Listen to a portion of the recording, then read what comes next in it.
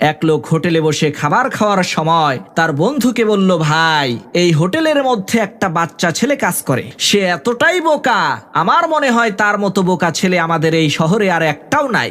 লোকটার এই কথা শুনে তার বন্ধু বলল, আচ্ছা তাই নাকি, তাহলে তো ছেলেটাকে দেখতেই হয়। তখন সেই লোকটা ওই বাচ্চা ছেলেটাকে ডেকে এনে পকেট থেকে 50 টাকার একটা নোট আর 500 টাকার একটা নোট বের করে ছেলেটাকে বলল, এই বলতো, এই দুইটা নোটের মধ্যে বড় নোট কোনটা?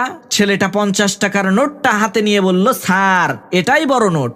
ছেলেটার এই কাণ্ড কারখানা দেখে তারা দুই বন্ধুই হাসতে শুরু করলেন। এদিকে পাশের টেবিলে বসে থাকা এক লোক এই সব ঘটনা দেখছিল। তারা দুই বন্ধু যখন হোটেল থেকে চলে গেল, তখন সেই লোকটা ওই ছোট ছেলেটাকে ডেকে এনে বলল, কিরে ভাই, তুই এত বোকা কেন? তুই 500 টাকার নোটটা না উঠিয়ে 50 টাকার নোটটা উঠালি কেন? তখন ওই ছেলেটা বলল, স্যার, এই লোকটা কয়েকদিন পর পর তার একজন বন্ধুকে এনে আমার বোকামি দেখিয়ে মজা